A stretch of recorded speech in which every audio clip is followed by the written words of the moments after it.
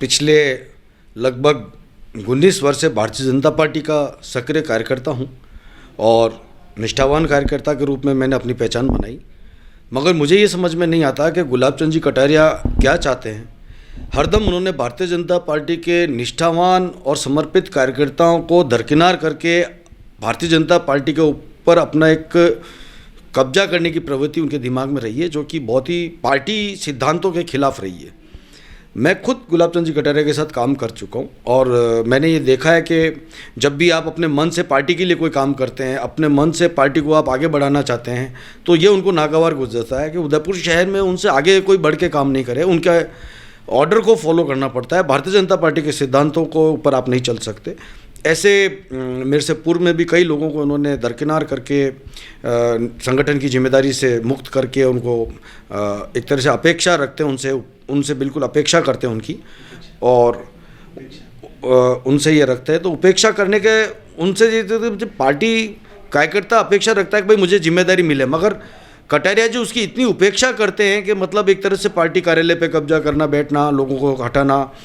मदन जी मुंदड़ा जैसे कार्यकर्ता, भानु कुमार जी शास्त्री जैसे निष्ठावान नेता हमारे जो थे, शांतिलाल जी चपलोत हैं, रणधीर सिंह जी भिंडर थे, उसके बाद में मांगीलाल जी जोशी हैं, धर्मनाथ जी को भी उन्होंने बीच में अलग किया था, किरण जी हमारी कदरवार नेता जो थी उनके साथ में, मतलब मेवाड़ में तो मैं आपको 10 उदाहरण दे दूं। ऐसे कई महापौर हैं जिनको वो कार्यक्रम में तक में आमंत्रित नहीं करते हैं। पूर्व महापौरों को वो, हर महापौर उनकी नज़रों में भ्रष्ट है और वो है मतलब गलत काम करने वाला इंसान होता है, जबकि ये साफ सुथरे हैं। पहले भी मैं पूर्व में कह चुका हूँ कि आप राजनीतिक रूप से संन्यास ले लीजिए, क्योंकि भारतीय जनता पार्टी का जो निष्ठावान कार्यकर्ता है, पार्टी के प्रति जो समर्पित व्यक्ति है, वो आपकी अब ये तानाशाही रवैया नहीं सहन करेगा, क्योंकि हम पार्टी के कार्यकर्ता हैं। हमने कभी व्यक्तिवाद की पूजा करी नहीं। फिर आप में और कांग्रेस में फ़र्क क्या है? आपने कांग्रेस को बना दिया, भाजपा को कांग्रेस बनाने पे तुले हो, तो सक्सेस नहीं होंगे। निष्ठावान कार्यकर्ता इनको घर बैठाएगा एक दिन।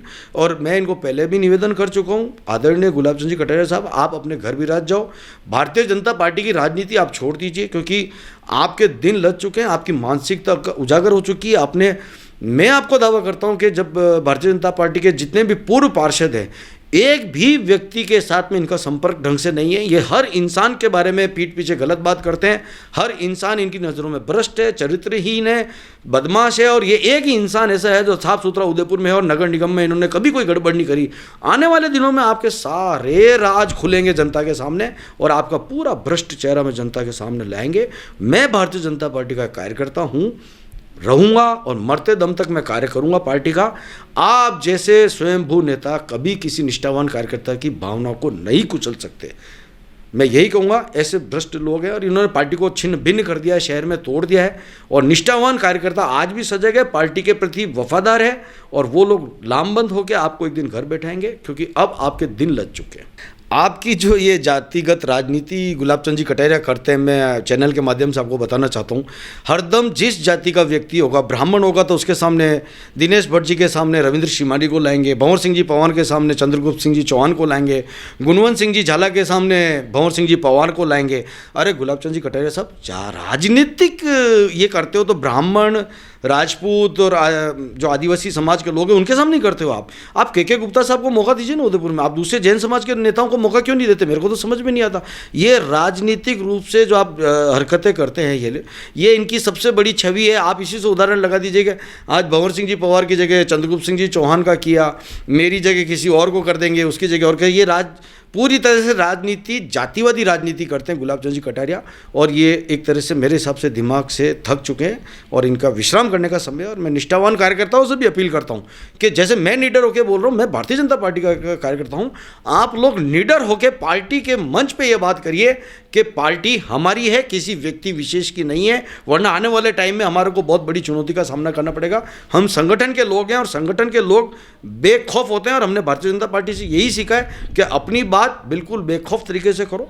मैं गुलाब चंद जी कटारिया का कार्यकर्ता नहीं, मैं भारतीय जनता पार्टी का कार्यकर्ता था, हूं और रहूंगा। तो सुना आपने किस तरह से नेता प्रतिपक्ष कटारिया के विरोध में स्वर बुलंद हो रहे हैं।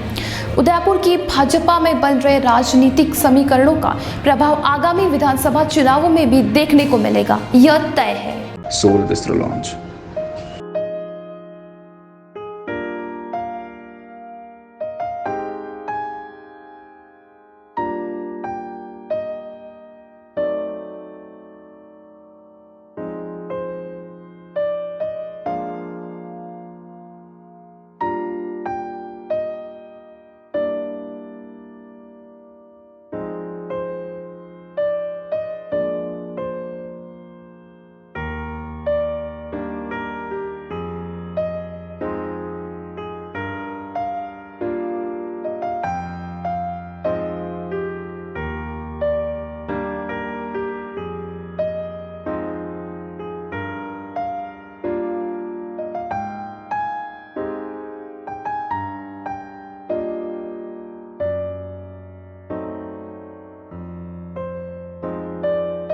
Enjoy delicious food and beverages with a beautiful view of Lake Pichola. Once you come to Seoul, it stays with you.